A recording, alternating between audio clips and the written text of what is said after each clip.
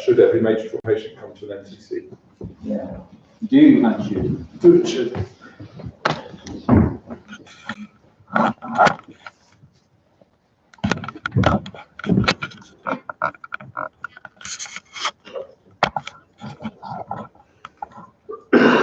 You can see we all ask all the questions all the time. Right. We've got a case to start with, and then Ben can talk to you afterwards. So, particularly for those who didn't think of any questions, 99-year-old woman. She was being pushed along. She's not normally non-weight bearing. She gets hoisted from bed to chair. She's been pushed along. Her dressing gown caught under the wheel of the chair and tipped her forwards out of the chair. No head injury. But that's a list of her. She's got a clearly open, deformed distal tibial fracture in skin you'd expect to see in a 99-year-old woman. She has bilateral closed distal femoral fractures, and those are her observations. And her AMT is 10 out of 10. She's answering all your questions. Let's start in the back row. Go ahead. So, you could get HLS protocol, ABC. Do we use HLS protocol now? Do we use HLS protocol? I'm going to be, you can tell me off if I'm being too harsh, but do we? Is that what you use? Or do you use a trauma protocol?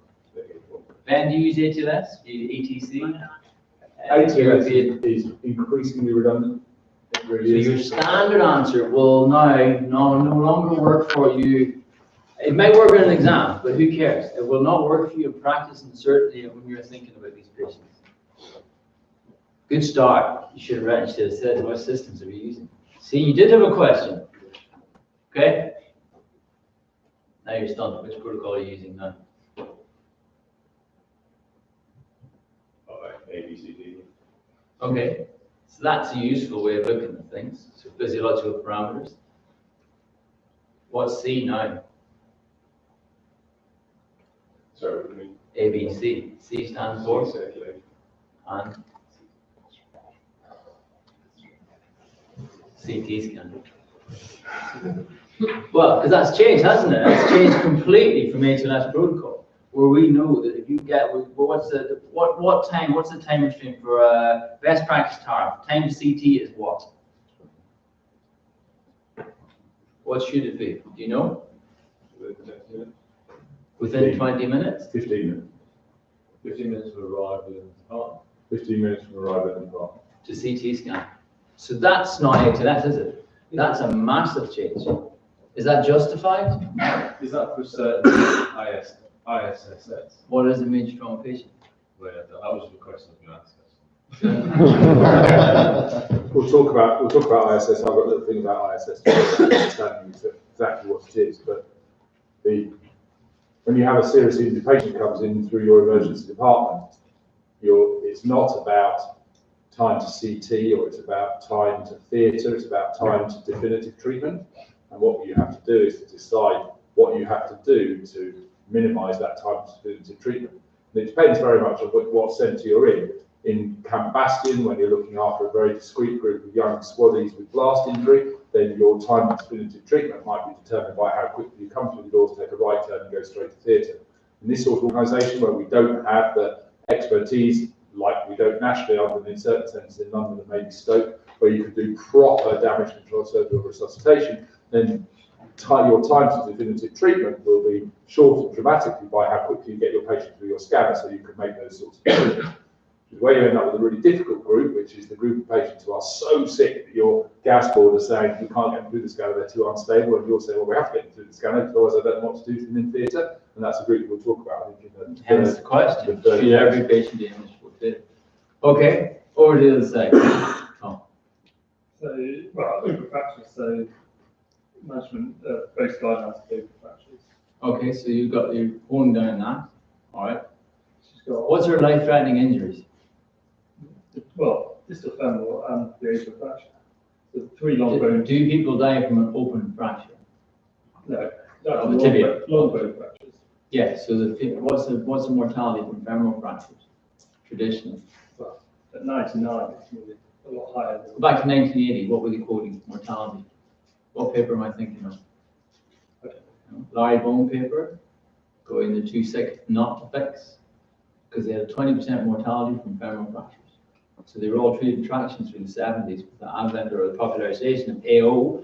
It became a concept that they were, so previously they were too sick to treat, now they were too sick not to treat, because they realized that up to 20%, and that's probably as highest, were dying because of associated things, so mainly triangle IPEs, that kind of thing, but not in significant numbers. So she has life-threatening injuries, femoral fractures. She has bilateral femoral fractures. So in you, that would have us worried.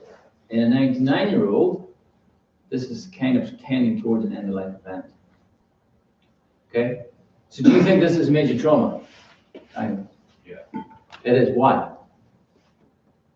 Because looking at that patient, looking at sort of chances of her surviving, it's a major trauma for her. It's a major trauma for anyone of any age. Right. Well, So say it's a closed tibia. she's still got bilateral long bone fracture. She's got a bilateral long bone fracture, and an ankle fracture, or a distal tibial fracture. Yeah. Oh, it's closed though. You're in Taunton. It's still saying that was it's still a major trauma. It's a major traumatic event to her. Right, so what do you do in Taunton? You're in Taunton now with a major trauma patient. Should she be transferred here? Because that's the question that Ben had. You told me clearly she is. It depends if transferring here is going to give her any better care than doing it in Taunton. That's not the question. The question is, she's a major trauma patient. What should you do with every major trauma patient who meets the criteria for major trauma? So you need to onward referral to a major trauma center, or onward pathway exists. They bypass or they pit stop in Taunton and then go on. There's no question of omitting. Would this 99-year-old, in reality, tomorrow be transferred here for us to treat with no open injuries? No. Yeah. So is there a little bit of a dichotomy there then? Do you think if she was, so say it's Tom, he's fallen off his bike and he's got bilateral distal femoral fractures and a tibial fracture all closed. Is he okay to leave in Taunton? Are you?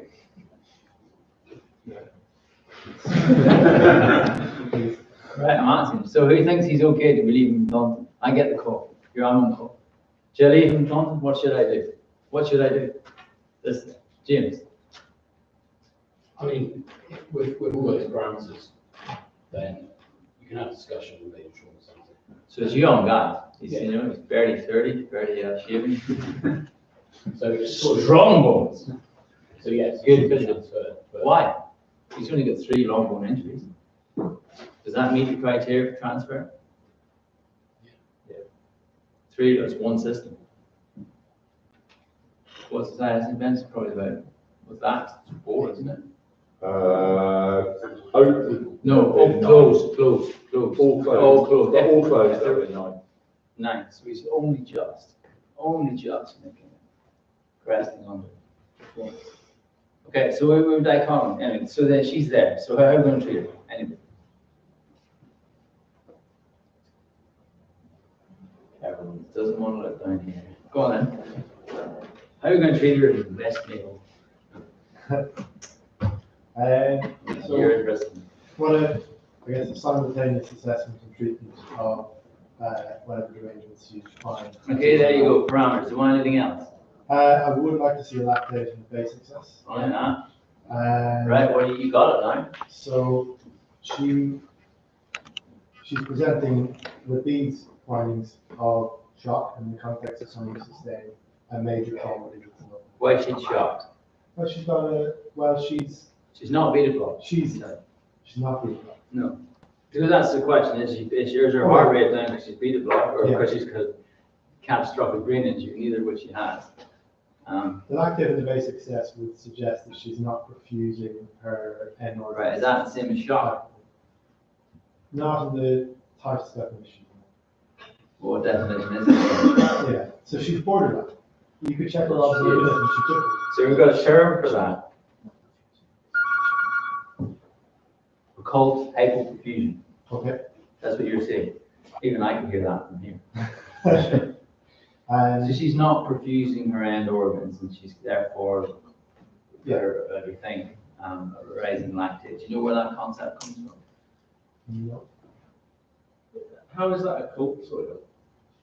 Because if you look at the previous slide, you know, for a 90-year-old, 99-year-old is not beta block, is not on any cardiac medication, that's not unreasonable, everything there, right? So if you see a hip fracture with those parameters, what are you going to do? Fix it. Right. Immediately, just Yeah. So what, are you going to do anything different? Are you going to give her, are you going to do your major hemorrhage protocol, or are you going to just get on there? There's nothing, you know, that the coagulation's fine. Are you going to say, listen, dude, you're going to prescribe one bag of fluids, no bags of fluids? I'd give it a bag, if it was just a knot, I would give it a bag of fluids. Right, with those parameters, same patient. Yeah, but that's now very different. That's why it's a cult. Because if you hadn't measured those, you wouldn't know. Do you see what I mean? Yeah, So we popularized lactate, we popularized basic stress, popularized a way of thinking about that. It's limited, but it's actually a useful thing for us to uncover all these other things. Before we thought about major trauma, how many times do you do a blood gas on a hip fracture patient? And yet, if the lactate's above 3 in a hip fracture patient, their mortality rises above 30–40%. And that's their 1 month mortality, 30-day mortality. Yeah, but we didn't think about doing it until we saw major trauma. So that's why it's a cult. But where does that come from? So it comes from the ITU infection literature. Crowley, I think it was a higher, I think. But basically, they used to use it for the septic patients, is that right? And then Shock Trauma Baltimore decided to try it because he moved there with their trauma patients, and they saw that actually the ones that were doing really badly had high lactate, so they had a cult hyperfusion. That's what it began life as. Hence they should be damage control. When it comes to How common is it to get a lactate right at the ready with no systemic? So the occult scenario, how common is that? The problem is you don't know what particularly in your elderly patient group who have comorbidities, you don't know what normal is. So I'd be looking at that in a 99-year-old, and I'd say a BP of 90/60. Most 99-year-olds don't have a BP of 90/60, but quite a few do. So that's why getting information early is really, really important. It's not just important to assess how sick somebody is in a kind of binary way, but it's to assess response to treatment as well. Okay, you don't have to stab people in the arteries with it. You can do a venous gas. It gives you similar, and there's esoteric argument, but it gives you really useful information about how sick somebody is, and particularly about their response to treatment. So your question is, so clinically there is nothing to suggest that she's as sick as she actually is. Yeah, how common is that? I mean, is it So common? I think it's very common, but 30% of your hip fractures will have this. The one that I have the most fear of is the femoral fracture in the soccer playing woman, a student usually, because they're generally dehydrated. Whatever it is, that's my experience of seeing proper full-on fat emboli from Edinburgh, my training there, and a couple of cases here, where they just were fine. Lactate not done, because that predates the lactate. It predates lactate, but then they have catastrophic fat emboli the next day, and you think, well, so, and I insist on that for all femoral fractures, long bone fractures. This goes back to that 20% thing. Okay, so here we go. We'll move on because I'm going to hand over to Ben. That's what you've got. We might have to just change the lighting. And these are the pictures of her distal femurs. What's your treatment? Just going to take it on. Middle row here. I really struggle to see any of those actually. Does it matter? Why did I flick back to this slide? Do the x-rays really matter? Well, she's got to be adequately Just because we're orthopedic? She's got to be adequately resuscitated before we do anything. Just a minute. Oh, doesn't Say again? So I assume we wouldn't want to leave any emergency room before she's adequately resuscitated. We've got a lactate fine. Wait, what does that look like then? Adequately resuscitated? I want to see her lactate basic and pH returning to normal. I know, we all do. We don't know what you're giving her to do that. We're assuming she's lost blood, so I give her blood. So her hemoglobin is 119. You're giving her blood? Just if she's, yeah, you lose blood, the blood doesn't necessarily drop straight away. Right. So we've got a trauma patient who's hyperperfused.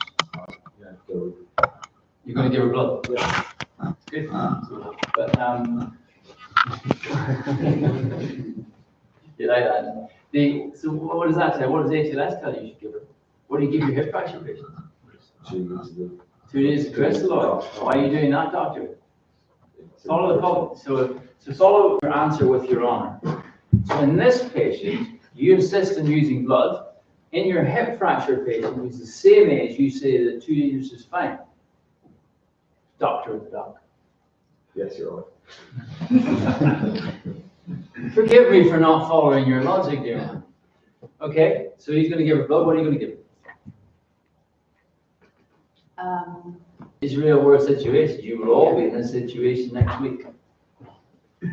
Facing hip fractures or femoral fractures. So I think So be real. What are you going to give her? real life, I could probably give her a bag of crystalloid first. I could probably put my hand straight on it. Right? So what does the major trauma literature teach us when we give crystalloid in the face of major injury? What do you think happens to mortality in the fit young population that we've done, which is the only population? I don't know the literature. It rises. Sorry? It rises. You give crystalloid as your primary resuscitative fluid. That hence the reason we've got Tim Hooper will talk to you much more about it. He's here. So you're going to give her crystalloid because we know for sure that in a trauma situation will increase mortality. I'll let your rationale there. Follow that statement with your rationale. Right? Does that challenge how you're thinking about these things? Challenges your thought processes in elderly fractures. Okay, so she actually had 2 units of blood, and her next lactate an hour later, having had the first unit in an hour, because there's no point hanging about with this, is 2.5. Okay, it's now 8 o'clock the next morning, her lactate is still 2.5. And why have I told you that? What's the important thing about lactate?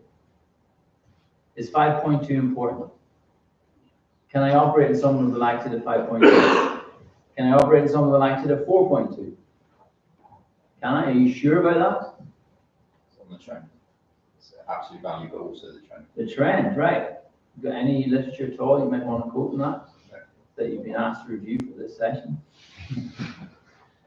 So this is how evaluators work and check. So once it's below, and you, Ben's been saying this to you, he beat me for this for you, before Helen evaluated, said, you know, when they say she's good to go, she's good to go, because like you're watching trends. And you see the trend, you say, right, now's the trend. Because we're winning now, and we want to keep winning while you start doing what you're going to do, because there's going to be a hit coming. So we're going to keep winning through the hit, and then hopefully still on the other side. Okay, so I mean the actual nuts and bolts of what you put in there don't really matter. So but the important part is getting her safely to theatre, safely through theatre, and considering who is a major trauma patient. That was the first question, and none of us have yet answered that in our heads. So every hip fracture potentially is a major trauma. So each of they, because you know, particularly the hip fractures, a lot of them fall, have rib fractures, so that's 2 systems. A little bit of a head injury, they're all anticoagulated, 3 systems down. They make an ISS greater than 15 straight off the bat. So we've got to think of them as such.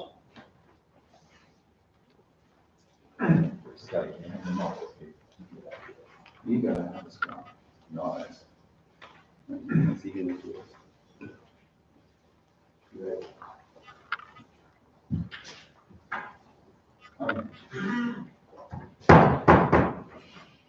It's a big honour to be invited to Bone School.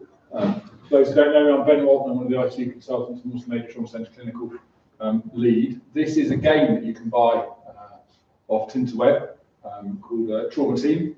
I would thoroughly recommend it. You can get it for £1.50. And this is who they say the trauma team are. And you can guess out of this who the stereotypical orthopod is. Dunk. He's called Hank. And his biopic is that he spent his life killing people and now he wants to save lives. So his ex-special forces now to be an orthopod. I'm not sure they did the research very well, but there you go. The point about major trauma, and one of the things I would impress on you, is that there's a huge amount discussed about front-end stuff, and actually major trauma is about the point of injury to the point of getting back to work. And when the systems were set up, I'm just going to talk very quickly about that to put a bit of context for the afternoon. There was a huge amount put into the front end, into trauma teams, into resuscitation, into access to theatres, into all those sorts of things, and scant regard paid to what went on at the back end, in that once you've saved the bones, once you've saved the liver, once you've saved the spleen, what you do from there. For the rest of the afternoon, my understanding is that I'm going to talk to you for about 15 minutes. Then Tim Hooper, who is one of my ITU colleagues, is going to come in and just talk to you on a slightly boring basic sciencey, but with clinical application about blood, because I think that's one of the things that's in your exam, and blood products, and also things about near patient testing like ROTEM and things like that. Kate Cruz, who's another one of my ITU colleagues, but from a pre-hospital stuff, is going to talk about pelvic injury from a REBOA point of view. We are one of the centres here for the national REBOA trial. Then you've got some more cases.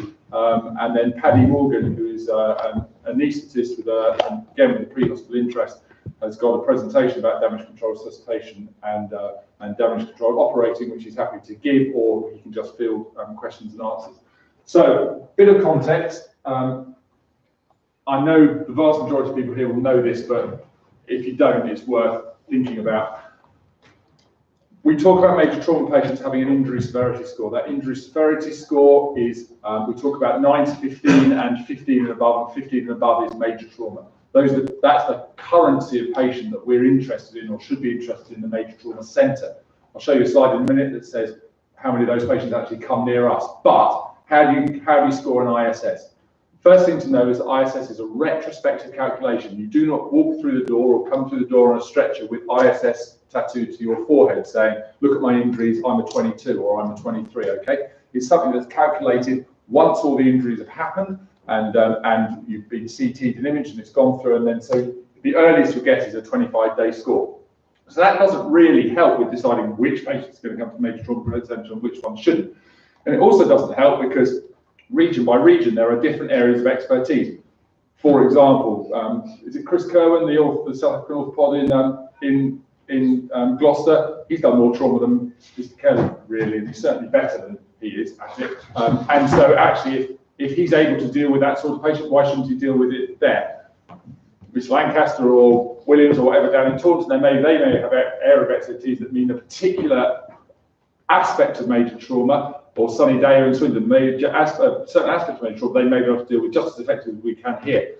The difference is what else this hospital can give in terms of a kind of multi-factorial, multi-system approach to this patient group. The critical care expertise from looking after patients with chest injury, the rehab facilities, the major trauma practitioners, all of that sort of stuff that would suggest that there is an advantage for patients to come through to a major trauma centre rather than to send their trauma units. So, how do you get from AIS to ISS? AIS is abbreviated injury scale. That's a score of 1 to 6 for a body compartment, and there are 6 body compartments. What you do is you take the AIS score squared in the worst 3 body compartments, and you add it together, and then that gives you your injury severity score. So, for example, a patient who comes in who has a cerebral contusion, nothing in the face, a flail, 3 abdominal injuries, and a femoral fracture, they'll score an injury severity score of 50 because they'll score an AIS 3, an AIS 4, and an AIS 5, and the 5 is for their severe splenic laceration because that's their worst intra-abdominal injury. 5 squared plus 4 squared plus 3 squared, 50. Okay? Now, you say, well, 50, that's pretty bad, isn't it? And of course it is. But if you say, for example, have a really, really severe traumatic brain injury, and you score a 6 for that, and that's your only injury, and the 6 is you will not survive, that gives you an ISS of 36, which isn't as bad as an ISS of 50, but your mortality is going to be much, much higher. Yeah? So ISS is a retrospective guide that tells us how many major trauma patients we have. In terms of, well, you've got an ISS of 36, you're better off than someone who's got an ISS of 20. That's not always the case. Okay? Yeah? And what time will give you is, based on the ISS score and the injury pattern, a predicted mortality. And that will tell us as a major trauma centre how well we're performing nationally and compared to other centres. Very quickly, this came off the back of in lots and lots of studies, but these were done in the late 80s, so dare I say it, before some people here were born. And what it showed that compared to some centres in Europe, Scandinavia and in the States, you were far more likely to die of serious injury in this country than you were there, and the more seriously injured you were, the more likely you were to die. This wasn't just true for dependent on, as a whole, it was dependent on which part of which hospital you went into and what time of day you went into as well. So even hospitals that were high performing perform much better at certain times during the day, usually during the weekdays than they did at weekends or overnight. And if you looked at all of the outcome in that group, over half, 60% or so, did not receive practice that would have been considered good. So not even exemplary or excellent, good. So this was the late 80s. UK major trauma outcome study published in 1992 talked about concepts like ATLS, talked about trauma teams, talked about establishing TARN, the Trauma Audit Research Network, www.tarn.ac.uk. Worth a read for half an hour pre-exams. Really good detailed reports about outcomes and why and how we are where we are. So 1992, we became a major trauma centre in 2012. So what happened for 20 years between there and then? Difficult to say, really. Very difficult to say. How was the system set up? Well, it was set up 2 years prior to us going live in London. Completely different sort of population, 30% penetrating, much younger. We are, as you can see from this data, and this is unchanged from now, our commonest mechanism of injury is fall less than 2 meters. Road traffic collision, less than half of those. Shooting and stabbing, a grand total from April 2017 to July 2018 of 29. Okay, you are still more likely to be killed by a cow than you are by a gun in the southwest. Not necessarily by a knife now, because people are tending to stab each other at the moment, which is all a little bit disappointing. So it's maybe mild west rather than mild west. The beauty of TARN, the beauty of the injury severity score, the beauty of what we do here is that our data is really, really, really believable. So our data point entry there, top right, halfway down, tells us that what we're submitting is reliable, which means it's accurate. So I can go to Mike and say, when he's wittering about how busy his orthopaedic theatres are and how much busy they are, I can say, actually, you know what, Mike, that's not true, because look, here's the information. We get this dashboard produced. This is available to everybody in the world, including readers of the Daily Mail, etc. And it tells us how we are performing compared to other major trauma centres. So this is all the major trauma centres, and we are the green one. Further to the right you are, the better. The thorn in our side has been definitive coverage of open fractures within those 4 guidelines. You'd think that should be 100%, but of course the problem with the metric is it's only a believable metric if the metric is something that is to be believed. And by that I mean that there are very good arguments for some of these to say actually you shouldn't be hitting 100%. There's very good reasons why patients should be being treated in the way that they're treated, but what these do is to show up deficiencies in service where I can say, or others can say, actually, do you know what? Why is it that patients who come in on a Thursday are treated in a different way to patients who come in on a Monday or a Tuesday? Is this a resource issue? Is this something we can do about, or do something about? We get a clinical report. There's 3 clinical reports published every year, and they're rolling and they're updated. What it tells us as a major trauma centre is that apart from, we've had one since this, but apart from seeing injury severity to greater than 15 patients in the emergency department on arrival, we perform better or the same as every other major trauma centre in the country. This concept of seeing a patient on arrival is a really interesting one, because yes, you can see the argument for seeing someone who's been smashed about in a road traffic collision or stabbed or shot or whatever, but a lot of our trauma is elderly patients who've fallen down, who may come in with a diagnosis of smelling of wee, or may come in with a diagnosis of collapsed query cause, or a little bit confused, or dementia might be a little bit worse. These patients still have serious injury, but how they present and how they're picked up is really difficult. And it's very challenging for our emergency department colleagues, it's very challenging for the clinicians who are looking after them, it's really, really challenging for the pre-hospital teams to go out and see these patients. How do we perform as a major trauma centre? Well, there's major trauma centres and the major trauma centres. The ones with the very wide arrow bars ignore compared to us because they're paediatric. And so for the adult major trauma centres, we have always been top quarter.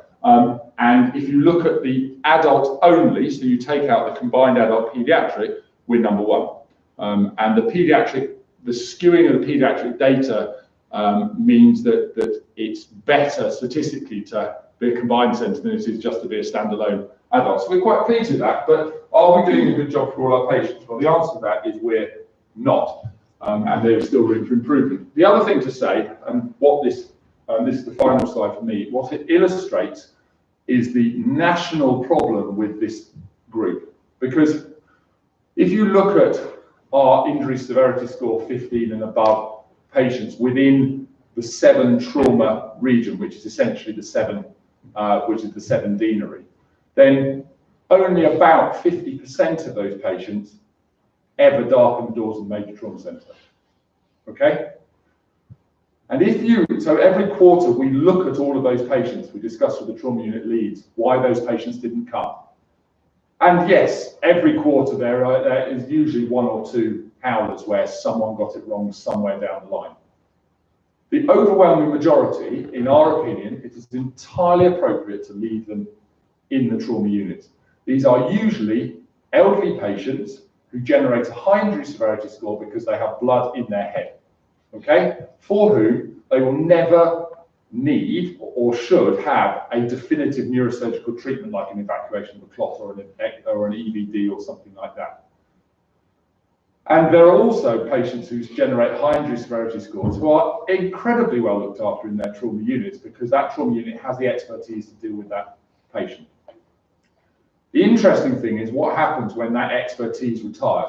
So what happens when Chris Kerwin leaves Cheltenham Gloucester? Because he's not going to be replaced by a Mike Kelly trauma zealot or an Andy Riddick trauma zealot. He's going to be replaced by someone who's maybe more interested in elective orthopedic work. So are those patients going to lose out? Is there going to be a drift towards us, which means we're going to have capacity issues within the major trauma centre? Over the last few years, we've seen a flat line in trauma admissions here. So I don't think we're seeing it yet, but it is something to think about. We are very busy compared to what was expected when we were set up. The reason there were 2, one in Peninsula and one with us, was the geography rather than the numbers. But we're one of the busiest in the country. And we're busy because of our elderly population, which is often the most challenging to treat. Okay, thank you. Tim. What percentage of major trauma patients do you think are treated in major trauma centres? Around the room, anybody? 50. 50? 50 from CES? 30% treated in major trauma centres? It's about 40%. So 6 times, and then the elderly are the ones who come, and their ASA is higher as well. So Will Irby's got those figures on Tarn, so they're all Tarnable major trauma patients.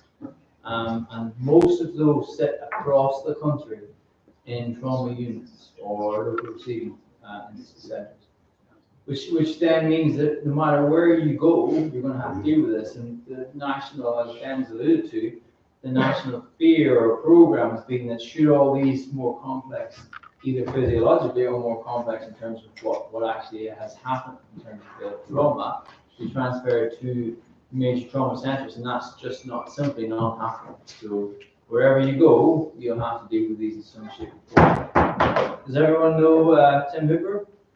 He's one of our intensivists, military background. Sort of bleeding stage. My plan is to go through a bit of the basic sciences, what you want to know before your exams on trauma-induced coagulopathy, and then talk about some of the practical procedures of what perhaps as a team we're doing, or at least the anaesthetist are doing, rather than that little 9x9 table behind the screen trying to put all the numbers in. So the pathophysiology of bleeding, most people think about physiology, the raise in heart rate, the drop in blood pressure, the hematological bit of the coagulopathy, and fewer of us think about the immune system changes, the immunomodulation that changes with trauma, especially with high tissue injury and the biochemical changes. Yeah, we're all used to patient starts bleeding for whatever reason, whether that's a stab wound or that slow ooze out of the pelvic bed with the crushed pelvis, causing that vasoconstriction initially, the raise in heart rate, unless you catch them very early on and they're fit and healthy and you get the bradycardia that you see. Very common, certainly in the pre-hospital setting, you see young, fit, healthy people having bled a couple of litres and they are bradycardic at 40 or 50, often due to the vagal stimulation happening at that point. And it's only further down the line, half an hour or 2 hours, that they start mounting that classic ATLS tachycardic response. That's especially true with intra-abdominal stab wounds when the peritoneum gets pulled or ruptured, and you get that vagal stimulation from that. A bradycardia in the shocked patient is seen and shouldn't make us be relieved that they're bradycardic. It should worry us. That increase in metabolic rate, that anaerobic drive, that pushing up of lactate, which is an awful marker of shock, but probably the best thing we've got, and something that Ben may have already talked about, but Paddy certainly will when he comes and does damage control resuscitation lecture later on. But yes, we use it as a marker, trying to keep it underneath 2, but actually it isn't what we're looking at. We want to be thinking about oxygen debt in these patients, and yet we actually have no way of measuring that at all at the moment. Really, it's the loss of homeostasis within the body, that failure of the body to clot, going into trauma-induced coagulopathy, and then bleeding more. And the job of the team within damage control, resuscitation and surgery is trying to prevent that or correct that. Remember, damage control resuscitation is that overarching term that includes damage control surgery. Ben may have alluded to the fact that only the top 5% of major trauma patients, ISS greater than 15, actually need damage control surgery, but the principles are the same for any trauma patient. As I've mentioned, inflammatory cascade, that will become more obvious later. You will have heard, I suspect, of the lethal triad or the bloody vicious circle, that coagulopathy, hypothermia and acidosis. That is what we're aiming to correct, whether it's in the pre-hospital setting or intensive care. And the 3 phases, if you like, of damage control resuscitation is based around correcting that. Most of you will remember this, the beautiful classical cascade of coagulation, that intrinsic and extrinsic pathway, beautiful thing running down to the common final pathway, fibrinogen to fibrin formation, and then binding to the platelets. It's absolute rubbish. It was developed, or that was developed back in the 40s to try and explain the 2 laboratory tests, APTT and PT, that we still use. PT used in a lot of studies because it's an easy test to actually do, and is theoretically about the extrinsic pathway, that bit that is activated by tissue factor, the bit that we're interested in, to do that. It's absolute rubbish. Back in '93, Hoffman and Monroe came up with a cell-based model of coagulation to try and explain how activated platelets and other cells interact with all those clotting factors, all those enzymes and proteins that make blood clot. That was 25 years ago, and actually the model looks probably more like that. This is Kareem Brody's work, probably the leading expert in the world on trauma-induced coagulopathy. That's his diagram from 2015, I think. The key thing to say is that the orange bubbles are what we think of clotting, and all the grey one are the inflammatory mediators. The key point of that is to see that inextricable link between inflammation and clotting that's going on in the body. And it will be more complicated than this still. So when we think about what do we need to do, give them TXA, give them blood, give them some FFP, it's probably a little more complicated than that. And the future is probably immunomodulation to try and prevent that in the first place.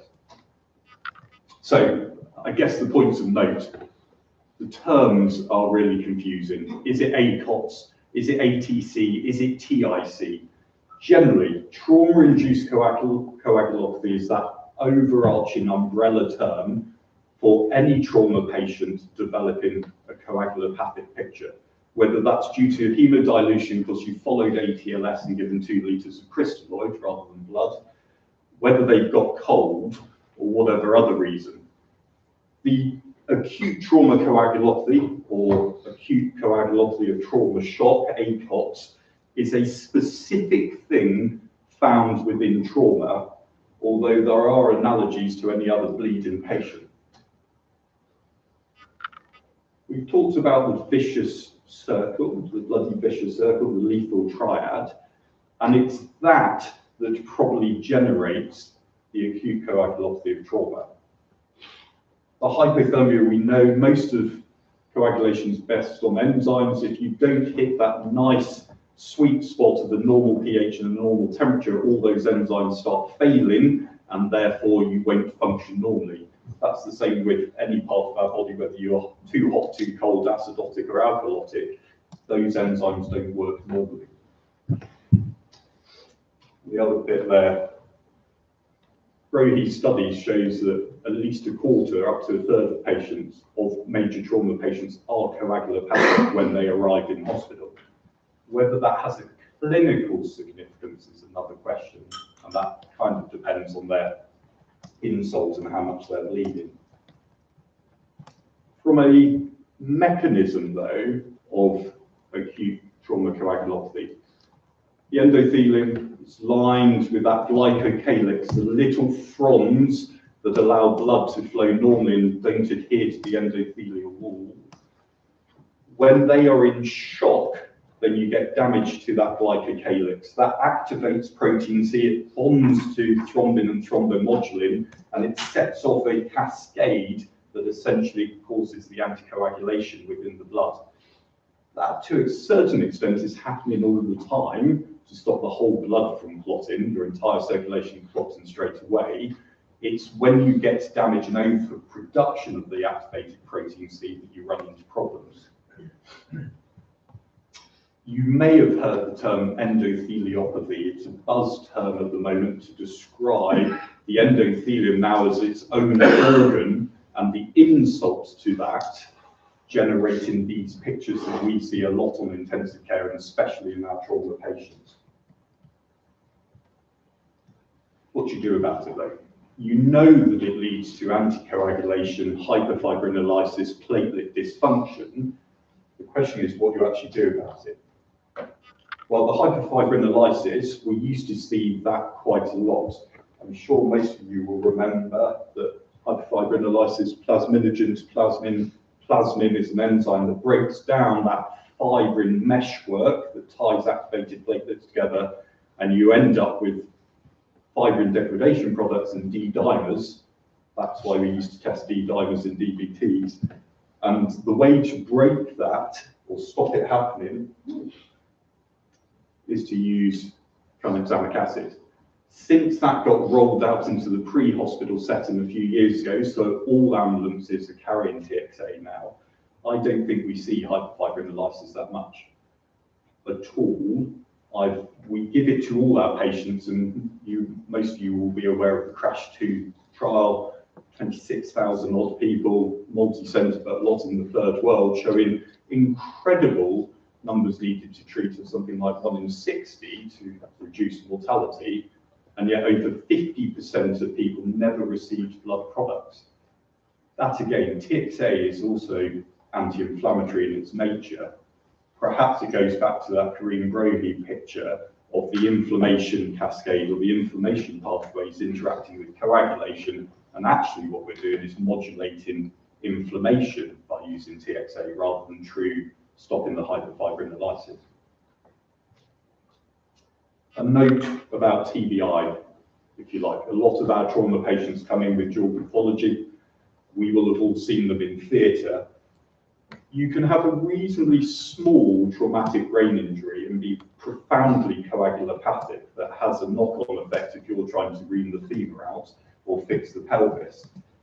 It's pretty new stuff, but effectively they think it's to do with brain-derived microvesicles, these little bits of protein and the like that sit outside normal blood vessels, that when you disrupt the blood-brain barrier, these microvesicles end up in the systemic circulation and therefore start that cascade effect to create the coagulopathic picture. because they're in entirely the wrong place.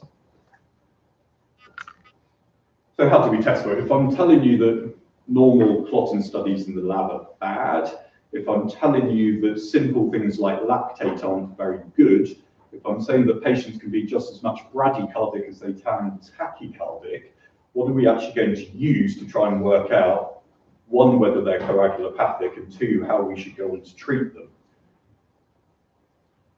Although the evidence is lacking, and I would accept that, and I'll come on to the evidence at the end, I think we are moving more towards the use of thromboelastometry, that sort of point of care testing where you build up a better global picture of what the blood is doing rather than isolated tests. At Southmead, we've got ROTEM, but TEG is no different. It's just the way the cup spins. But essentially, it's looking at that visoelastic properties of the blood when you add stuff to it and try and make it clot. Again, a key date is not new. It's 70 plus years old. It has been used for that time, and we are almost reinventing the wheel yet again. What's the main advantage? We've all sent off clotting studies, waited an hour, we've given a ton of blood products, and you get your INR back, and you know it was high, it was 2, but you've given a load of FFP in that time. You've got no idea where you are.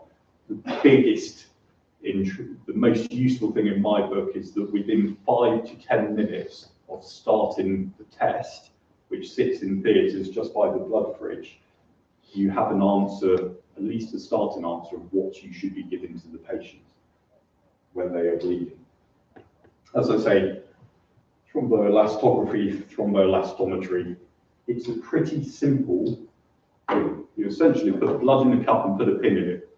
You add some reagent, tissue factor, essentially, and that starts the blood clotting. You put a pin in it and the pin starts to turn, or the cup starts to turn. As the clot forms, that rotational force is impeded by that blood clotting, and via some, actually in the ROTEM machine, it's a mirror and a light, and it's purely reflection onto a light processor that gives you the classic shape of this. And from that, you can work out what you should be given. Depending on the reagents you add, and there are multiple reagents, you can try and isolate what are the clotting factors or platelets problem. In essence, XTEM, the main one, if you like, gives you an idea of global clotting. It's adding tissue factors. It's trying to replicate what happens when you cut or cause tissue injury. FibChem is the same, but it takes platelets out of the equation. So it's looking more at the fibrinogen component, the fibrin mesh component of the clot. Off the back of that, the time taken to start the clot is what all the clotting factors are for. That's your clotting time. If that's prolonged, you need to give FFP. And then you look at the amplitude. And while traditionally you look at maximum clot firmness, MCF, that can take 30 or 40 minutes to generate. If you look at A5 or A10, the amplitude of 5 or 10 minutes, it is now statistically the same as MCF, and we can use that as a marker of whether we should be giving platelets or fibrinogen. Hopefully our trauma patients look like this. If you have a narrowed XTEM with a normal FibTEM, that suggests you've got platelet dysfunction. Conversely, a narrowed XTEM with a fine FibTEM, and actually that's predominantly fibrinogen dysfunction. And the hyperfibrinolysis as seen.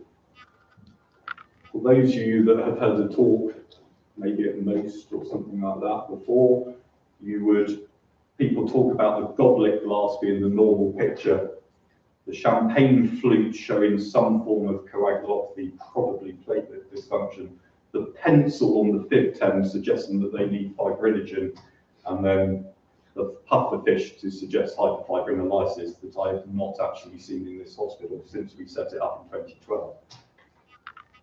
There are limitations with it. It's not great for the patients on aspirin or clopidogrel. It warms the blood to 37, so you can't say whether the hypothermia that a lot of our patients are suffering from when they come in is having an impact on it. So what's the reality? And this is something we see quite a lot. It all looks bad. It's got a long clotting time. It's got narrow amplitude on XTEM, and you hardly pick up the fifth TEM at all. The question is what you do in that situation. The bottom line is to do the damage control resuscitation, start with the 1-to-1-to-1 protocol, which we'll come on to, and then refine it as things move on. So it's all about guidelines now, isn't it? We're not allowed to think for ourselves, so we have to follow guidelines, nice guidelines. They've come out reasonably recently, 2014, and they are being updated. Good in cardiac surgery to reduce the amount of blood usage, so good for blood management, saving cost, maybe reducing risk by reducing the need to actually give transfusions in the first place, and insufficient evidence to be used in trauma or postpartum hemorrhage. Where are the two ROTEM machines in Southmead? In obstetrics and in emergency theatres, because most of us believe that although the evidence might not be there, it's not because it's not there, it's just that the studies aren't powered enough or haven't been done yet. And I think that's coming in, to be honest. If you look at these two Cochrane database systematic reviews, one in 2011, absence of evidence, done almost the same title 5 years later, growing evidence. It's still insufficient evidence, but there is a trend towards that evidence coming to light and people buying into it more. To the point in 2014 that there was a European conference on it and European guidelines were produced on how to interpret ROTEM and how to actually use it. Essentially, that table is what we follow in this trust to a greater or lesser extent. You're looking at the clotting time, looking at those amplitudes, and off the back of that, trying to direct your blood product therapy. You might argue, well, 1-to-1-to-1 works. The idea that if you are bleeding whole blood, surely you replace whole blood, and 1-to-1-to-1 is trying to do that. So a unit of packed cells, a unit of FFP, a pooled pack of platelets, so that's essentially 5 pools of platelets in a bag. So every 5th bag of FFP or blood, you are giving your platelets, and then chucking in some cryoprecipitate as well, or fibrinogen concentrate if you're a rich foundation trust. That's great, but even if you do that, you don't get whole blood. You get degradation of all those clotting factors, platelets, in the bags, and therefore you probably need to top up certain things. And typically, if I was being absolutely frankly honest, it's fibrinogen and platelets you actually need. We're pretty good at giving FFP. It's a great volume expounder. It brings the blood pressure up and you're getting clotting factors, but it contains no platelets at all and is deficient in fibrinogen. That's what we're not very good at adding in. And probably if we did that more frequently, you would actually reduce your overall blood usage. We've got guidelines in the trust that are currently being updated, but they will remain remarkably the same. And I guess the thing to say is that most major trauma centres talk about shock packs and that cycle. A lot of places have shock pack 1, that's 4 packed cells and 4 FFP.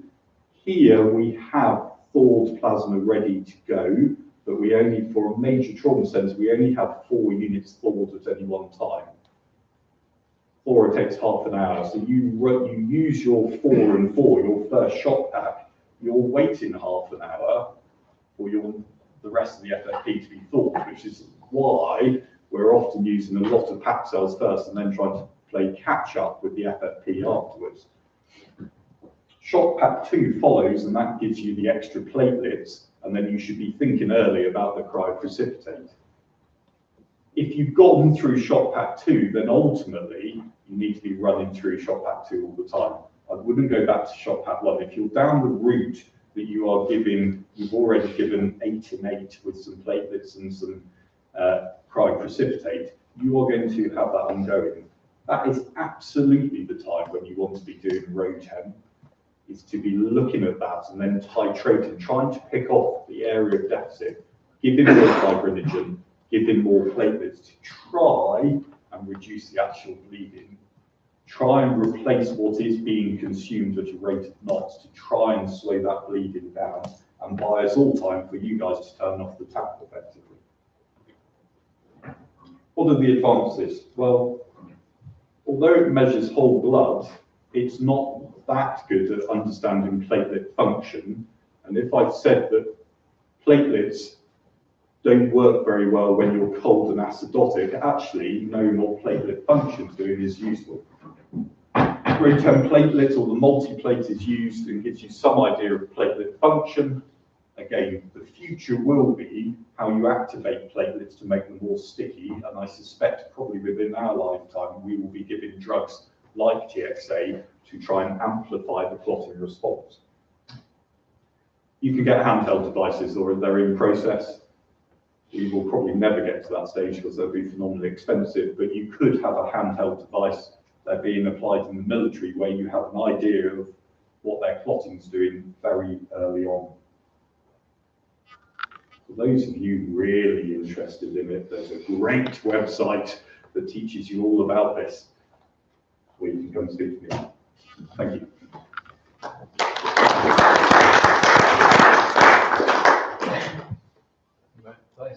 Yeah, questions? It's not all about coagulopathy, obviously, but it's a little bit about you guys as well. But essentially, there's got to be the bit of maintaining physiology. So, as I say, Paddy is doing damage control. Yeah, damage control, that idea of permissive hypoperfusion, permissive hypertension, to try and reduce the amount of bleeding in that first 24, 48 hours.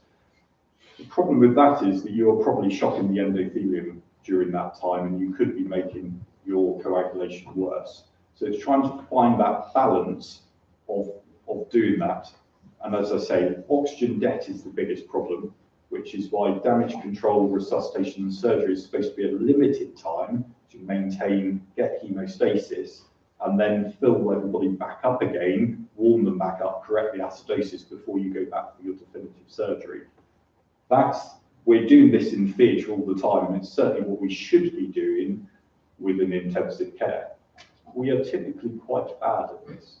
We don't have the buy-in very often, certainly in the civilian setting, to practice true damage control, because I don't think we see it that often, is the problem. I was asking Ben today, once a month, do you think? Yeah.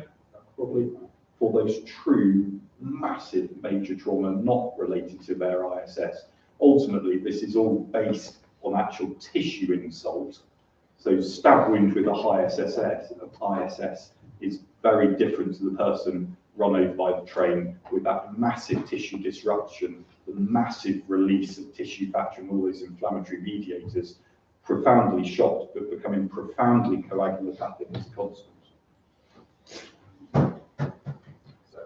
So it's difficult, obviously, because every patient is different. But do you have a feeling from your military background or from what you're doing now of the kind of time window you have to get decent resuscitation into patient? Because there's been these concepts, haven't there, about the golden hour, but actually, what is that? Yeah, so that's interesting. It used to be the golden hour, didn't it? Then it became the platinum 10 minutes, and then we're pushing blood forward into the pre-hospital setting to give it straight away. Again, there's no real evidence for that. The most recent evidence from London and our own data is that you're just pushing the burden of death into hospital. I don't necessarily agree with that. I think to save a life, you've got to push those boundaries and get them into hospital in the first place, even if it doesn't show mortality benefit. If you accept that the whole problem about shock is oxygen debt and the payback of it, so the longer it goes on for, the more debt there is, and the longer it will take to pay it back, the quicker you stop it and start reversing it, the better. And that's why everything's being front-loaded in resuscitation. The problem I think we often have is that we spend too long in theatre. Ultimately, we see that in IR, we see it in theatre, and that's because it's bloody difficult to try and turn off the tap and just stop. None of us are good at it. even in the military, we're not very good at it, and you might argue that's where it's been done most frequently. So in answer to your question, sooner rather than later, and you are talking that sort of first hour. When you get the option death you talk about, is there a point where you can say we're now diverting down a path irrecoverable? So, but as in you might save the life, but there's irrecoverable physiological event that's just happening. Absolutely. And that transition point, that inflection point will be different for different people, depending on their physiological reserve, their genetic makeup of whether they accept hypoxia for longer. But there's a lot of experimental work being done on that is to try and find out where that is. That's the real use. Yeah, absolutely. I mean, lactate-based success is just, it's the best we've got. Yeah, absolutely. But we accept it's pretty rudimentary at best, but there isn't anything better at the moment. We're thinking about back to what we were saying earlier on, isn't it? Why we use lactate, because we're trying to get a surrogate marker for oxygen debt. So that out of your exam, and we'll be like, well, yeah, absolutely. If you mention oxygen debts and how much you would pay it, they will move on to a different question. We touched on optimal resuscitation. It's not, who thought it was blood? Yeah, everyone? Shoot your hand, really, so it's not. So the optimal one would be. It would be fresh blood if we could have it, definitely replace what's being lost. But I think the future really sits with how you manipulate it. But again, it goes back to what have we got here and now, what's the best practice for what we've got at the moment. And it is using things like Roten and using directed component therapy. You can't get whole blood in the UK. So FFP, you said, was the best. Is that right? Again? Clotting factors, yeah. And it's good for as a switching everything off and restoring circulating volume. But that's very finite, that resource, isn't it? It is limited. All blood products are limited. I think FFP absolutely is the way to go when you're doing resuscitation with blood. But we're talking about that small proportion of people that actually need it. People in the military have harped on about one-to-one resuscitation for years. Ultimately, I think a lot of our trauma patients need a hybrid. The pendulum swings one way and it needs to come back to the midline. A bit of crystalloid with a bit of blood, I personally don't think is necessarily a bad idea. So you've just messed with their mind. I know. Paddy will correct me on all this. What is the role of crystalloid in resuscitation? In the initial setting, in the major trauma patient, nowhere. That's what you should be saying. And in an old lady with a hip fracture? That's where the balance comes in. Because she isn't major trauma and she probably isn't Oh, controversial. Measured by ISS, of course she is. By the size of tissue injury. Yeah, so that's what it is. It's tissue insult. Yeah. So actually, a patient a young person who scores a high injury severity score, who may have quite a few injuries, may not actually have anywhere near as big a tissue insult as a 99-year-old who weighs 35 kilos who's got bilateral femoral fractures. Exactly. Yes. Yeah, which is a completely different way of looking at it. Right, should we, any other questions? One quick question. So we're saying we're using lactate. No, you start talking. It's on the same thing. As a surrogate marker. Yeah. It keeps popping up in some of the questions that we're doing at the moment about using gastric pH. Is that anywhere in process? Is that old thinking? Is that something that's just been plausible? Or is it? Can you go Kate can answer that. Yeah,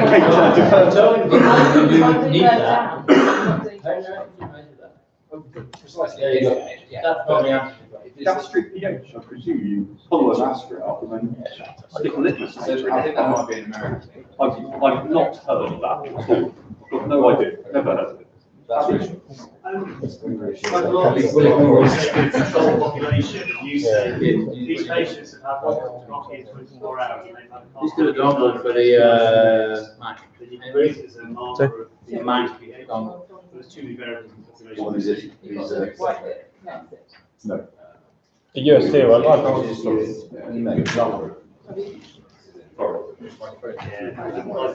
Did you?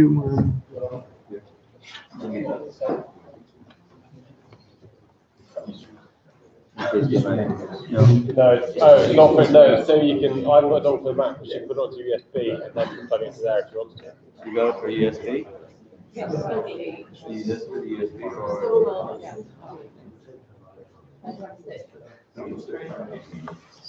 Jewish.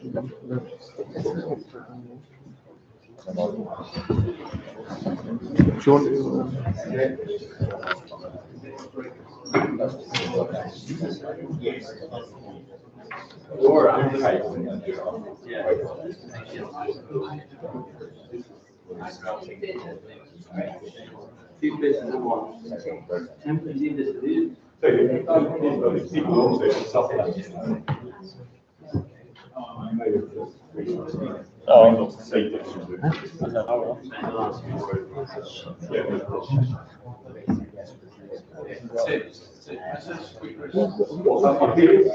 Yeah, but so would you ever actually delay the time surgery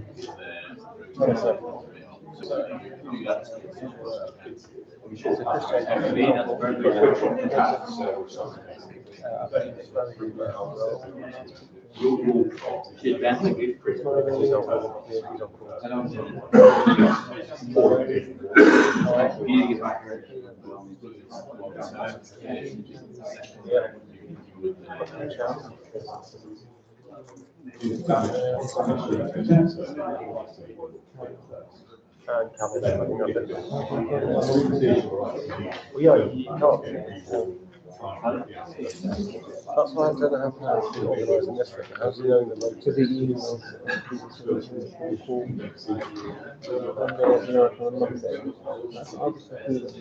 Okay, last presentation before tea break. Quick concentrated after 14.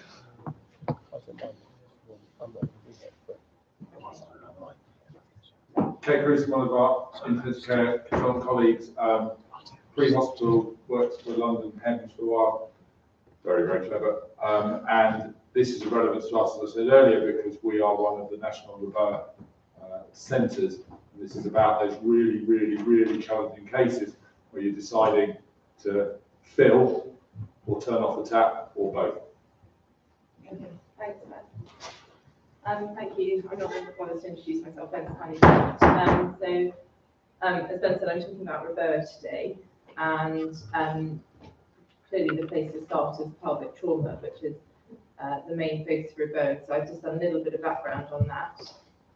Pelvic trauma is associated with high energy mechanisms. I'm sure a teaching subject. The problem with pelvic trauma is it's actually, like big pelvic trauma, I think is quite scary. These patients bleed so much. They've got loads of potential sources of bleeding. They can have venous or arterial bleed. They can bleed from broken bones. And also there's a high incidence of intra-abdominal injury associated with pelvic trauma. So up to 28% of intra-abdominal organs may be injured with pelvic trauma, including aorta. So you get visceral injury, potentially rectal injury. And there's a really high morbidity and mortality, and I'll elaborate on that later, but it's a good 30%. And if patients are shocked initially, then they can have a 50 to 60% mortality. So this all ties in with Roboa and with the concept of non-compressible torso hemorrhage. So this is sort of injury that you can't actually physically compress to stop it bleeding. It's a recognized, well, bleeding itself, and particularly non-compressible hemorrhage, is obviously a recognized cause of preventable death. And quite interestingly, the preventable deaths that have been quoted in trauma for the last 20 to 30 years haven't actually changed, which is, on one hand, sort of suggests that maybe we're not doing enough about it. But the mortality from non-compressible torso hemorrhage is 45%.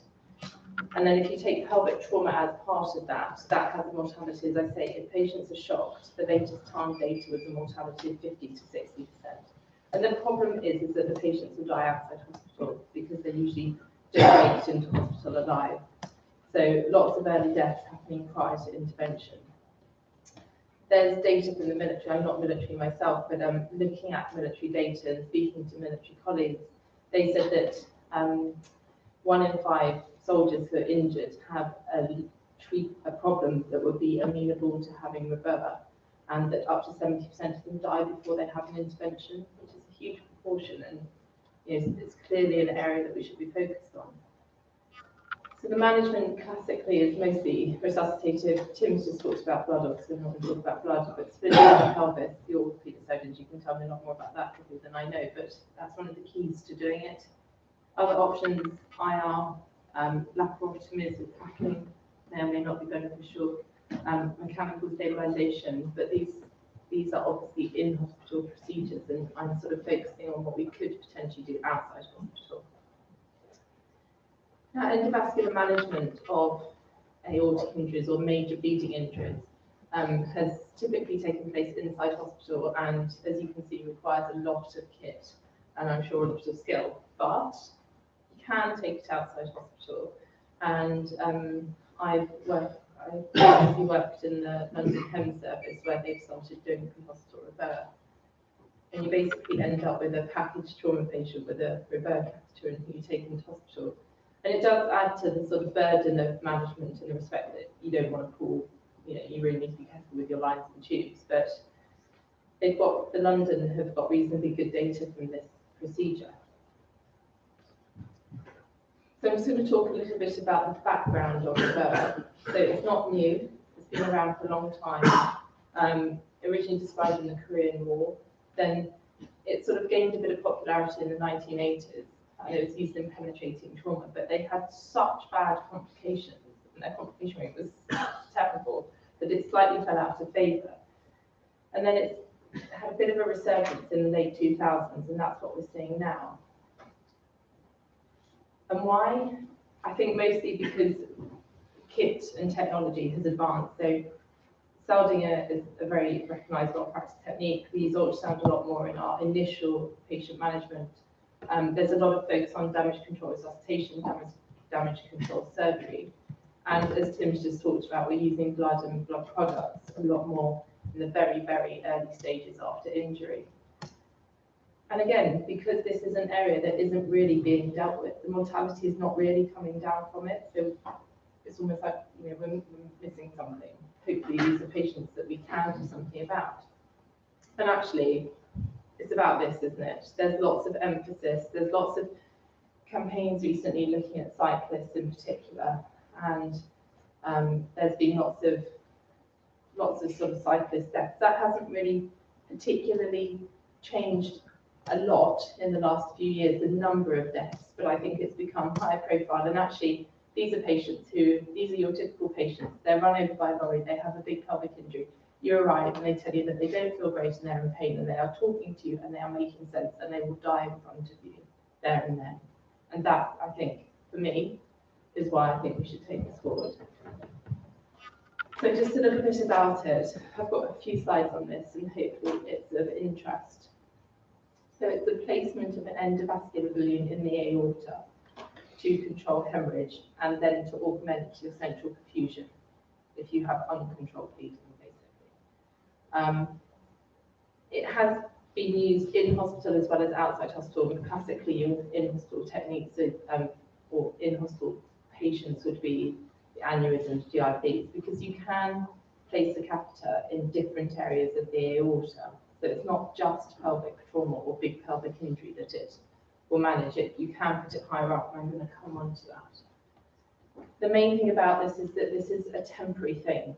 So it is to prevent its sanguination and buy you time to get to definitive control. And one of the key aspects that goes through with doing it on scene is that you cannot get task focused on trying to get the wire in, trying to get the catheter in. Like you should give yourself a short amount of time. If you can't do it, you go to hospital. It is temporary. It's suggested to cause less physiological disturbance than the alternative, which is basically resuscitative fluid. So this is the zones of the aorta that I talked about. The main focus of refer is zone 1 and zone 3. Most data is on zone 3, and essentially your zone 1 is from the left subclavian artery down to the celiac axis, and then zone 2 is there down to the most caudal renal artery, and your zone 3 is your most caudal renal artery to your aortic bifurcation. So The stuff that I was training on was zone 3, but as I say, there has been some zone 1 work done. Nobody really does zone 2, it's a bit small and you couldn't really accurately target it. And you know, when you actually place a catheter, you are just measuring it on the patient, and it can't really be any more sophisticated than that. I'll talk to you about what I mean. So the indications, severe shock with non-compressible sanguinating hemorrhage, where you cannot immediately control it.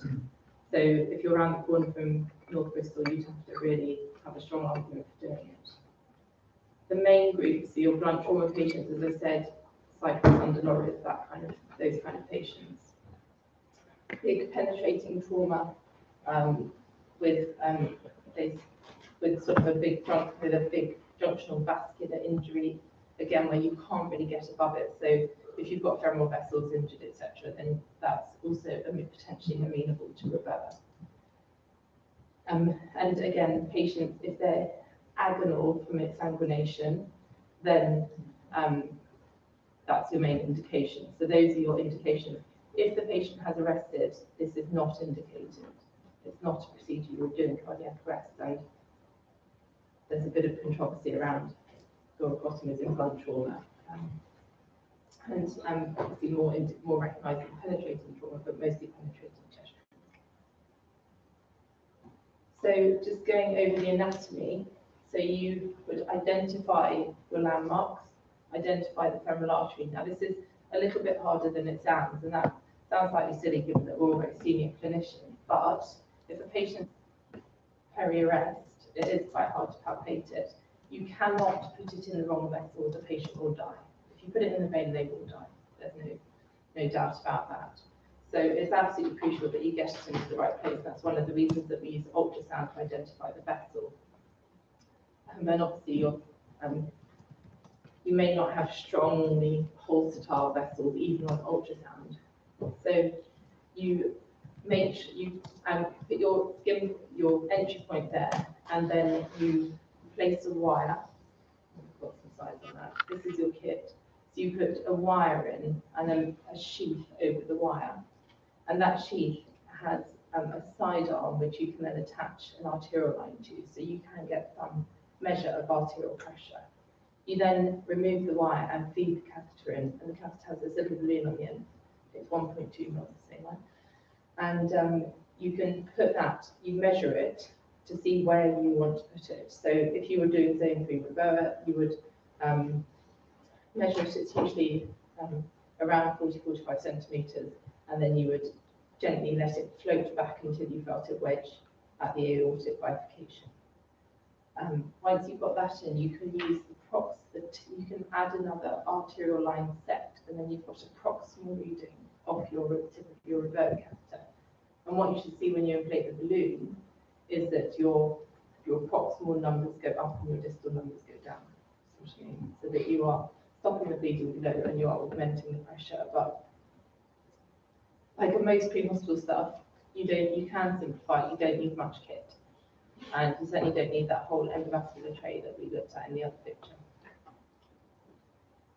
Talked a bit about the procedure. I won't go over that, but essentially what you do is you have your catheter, and then quite a lot of the catheter hangs down, so you need to make sure it's secured, because all of it, it will be a disaster to pull it up, really. So you need to make sure that that's all secured. You need to make sure, ideally, that there's either you lose your distal arc-line trace and there's no femoral or distal pulses, and you should see a hemodynamic recovery. And that is, in all the cases that have been done, this very commonly, you see a very instant hemodynamic recovery. If you cannot get the catheter in or cannot get accurate placement, people shouldn't get task fixated, and a really good way of doing it is to say to somebody, right, I've got 3 minutes to place this, or 5 minutes to time me, and at the end, if you're not in, you just need to stop, because you cannot, particularly if you're still on scene, you cannot spend hours doing this. So you need to know that you need to abort if you can't do it.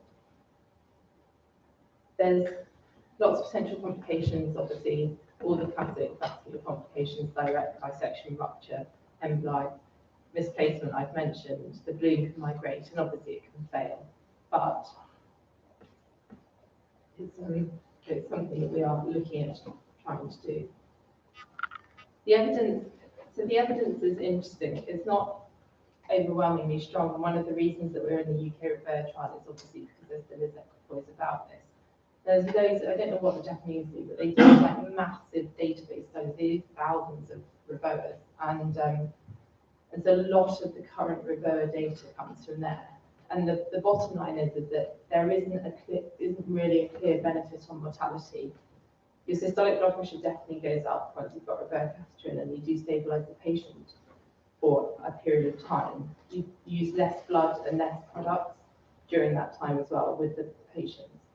And the longer the balloon is inflated, the worse the outcomes, which is obvious, isn't it? I mean, if you've got huge distal ischemia, then obviously the longer you can have that, then the worse the outcomes are going to be.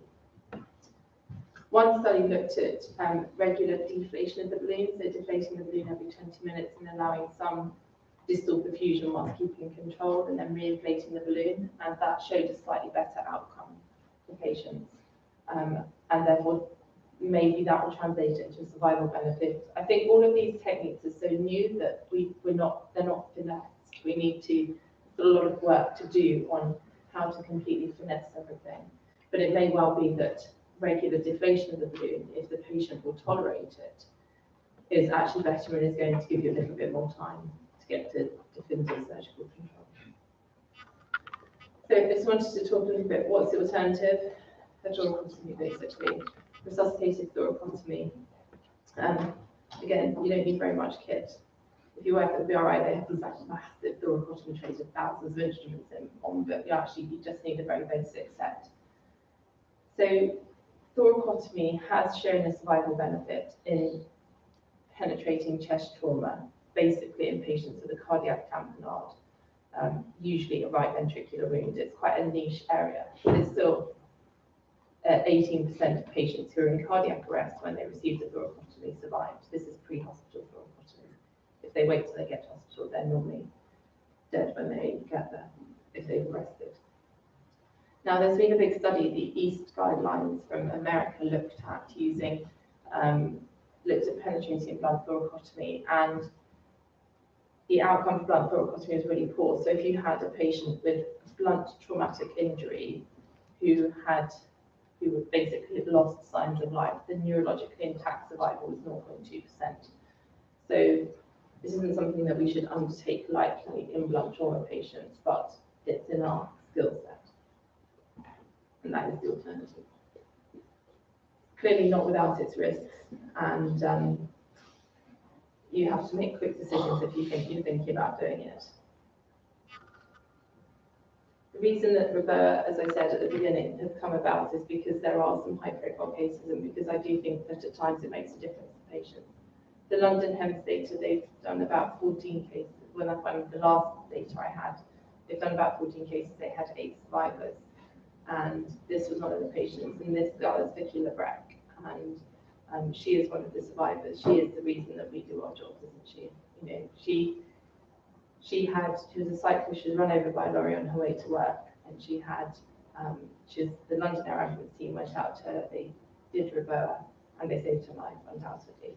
She did lose her leg as part of that, and whether it's a complication of REVER or whether it was just a major traumatic injury to the leg, we don't know. But she's, as you can see, completely well neurologically intact, and that's why I think we're looking at this intervention.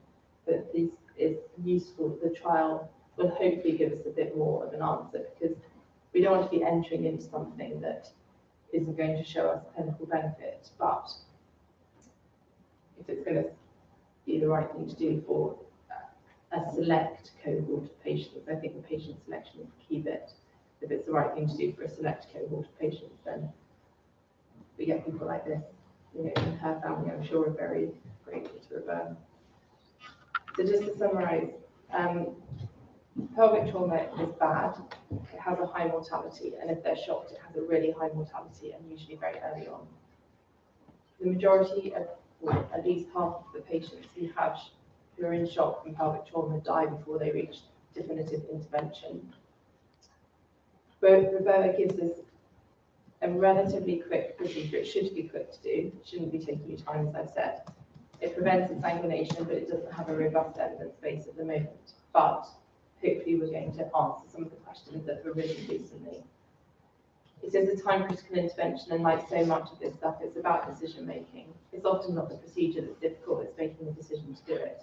And they are big decisions, but you need to just go one way or the other, not sit on the fence.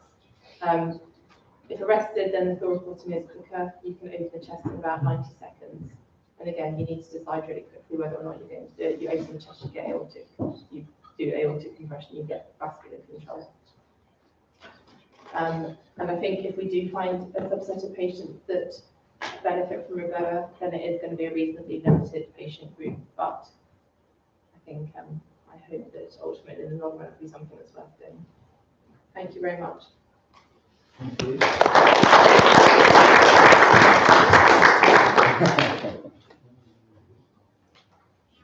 These are the questions. Any questions?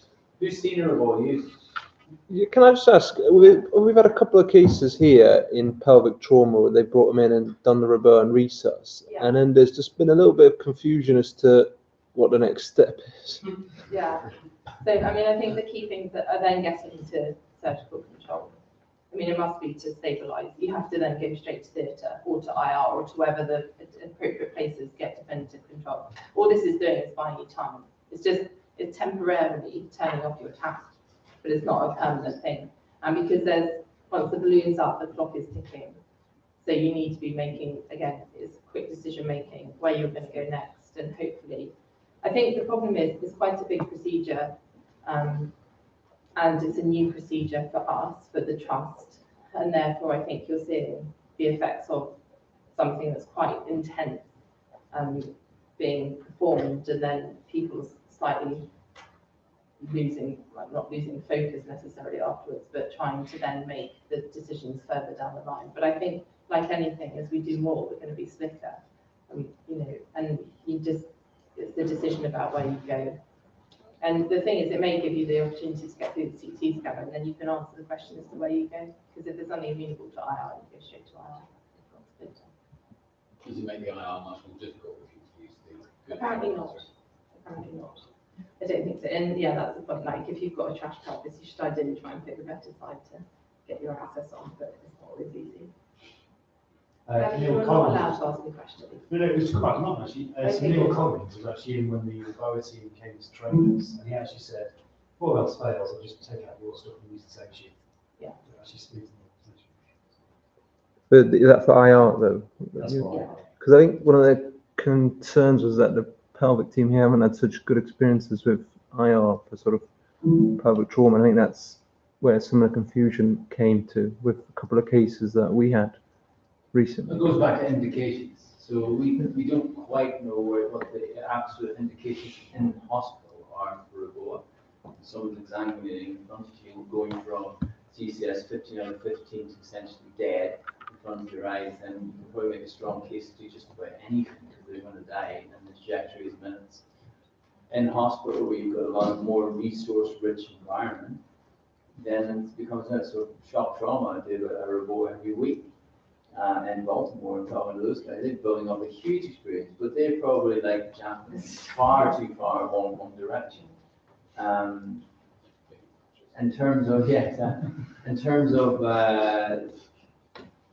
the wider picture is what you're referring to in terms of trauma pelvis, is where an awful lot of these people are not exsanguinating but are not stable. So that's a different thing from using a Roboa in an exsanguinating patient. You see what I mean? So when they remain unstable despite resuscitated efforts, then what the pelvic team, and as part of that, will say is check that you've resuscitated the way you think you've resuscitated, which is often not the case. Review that. And therefore it's probably just a question of you remain underfilled, in which case fill them up. That's easy. If you go straight to IR in those circumstances, number one, the econ will say it's not easy for him because he now has an underfilled patient, so the very arterial bleed he's looking for is not actually perfusion anymore, so it's difficult. And also, he's then hitting them in the kidneys with contrast and high volume, so it's not good either. So the decision making there has to be the senior decision makers, which is what you said. It has to be the senior decision makers figuring this out quickly and accurately as possible, and then recording what's being done.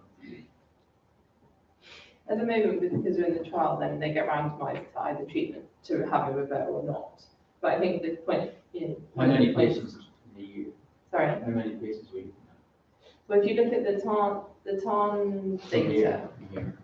well, they say that TARN did a study basically looking at all trauma centres, or trauma units and trauma centres, and they said that most people receive big pelvic trauma amenable to revert. The number of cases that a trauma unit would be likely, or not a trauma centre who takes slightly lower numbers would be 4 to 8 patients a year, and we may expect around 10 to 20.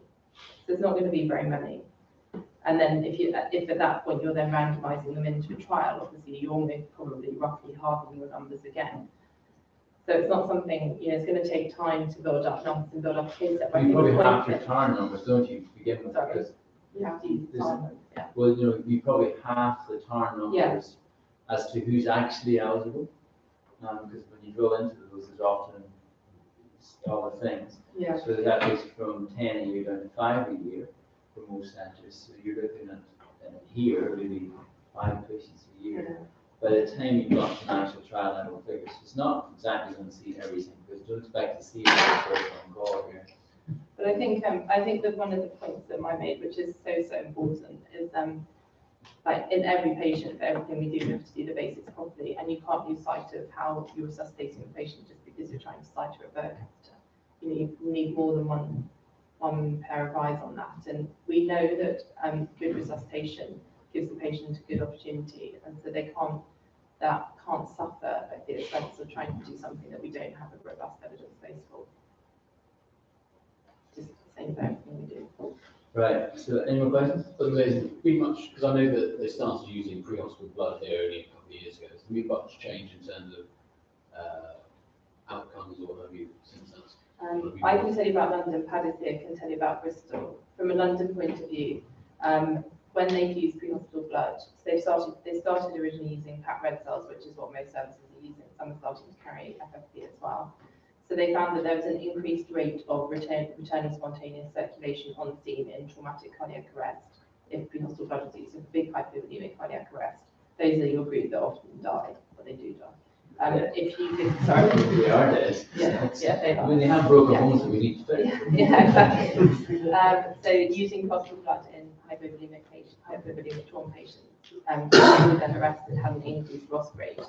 But it didn't actually translate into an overall survival benefit, which is disappointing. But I think it's it's like tying with what Tim said, is that perhaps we're getting really good at some stuff, and there's other areas that we can improve in. And I think ultimately, we can get a really streamlined, standardised pathway, and then you will start to see benefits. And also, the London are just starting to use whole blood, which I think will be quite interesting and quite exciting. But I don't know what Paddy's experience from Bristol is. Funny enough, we introduced blood and FFP in this area, blood and FFP 18 months ago now, and we've had 150 cases brought in.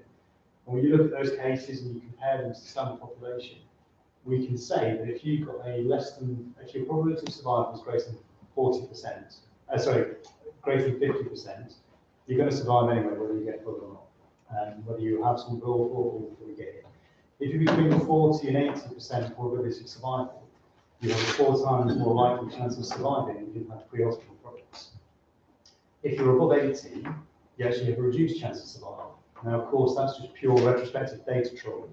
The problem we find is if you've got a less than 10% chance of survival, less than 20% chance of surviving by probability of survival, less than 80, you are the kind of patient who would have died anyway, and we're delivering more of them to hospital alive to die 6 to 12 hours later.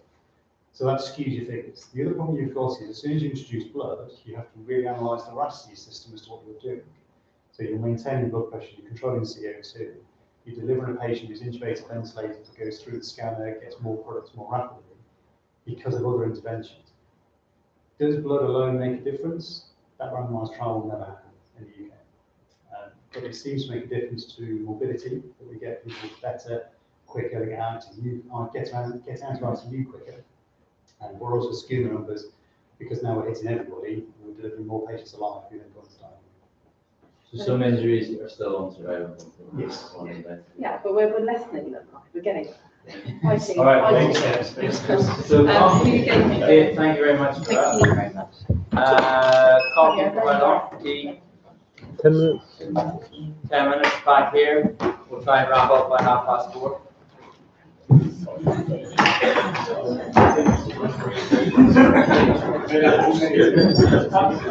Yeah, I'll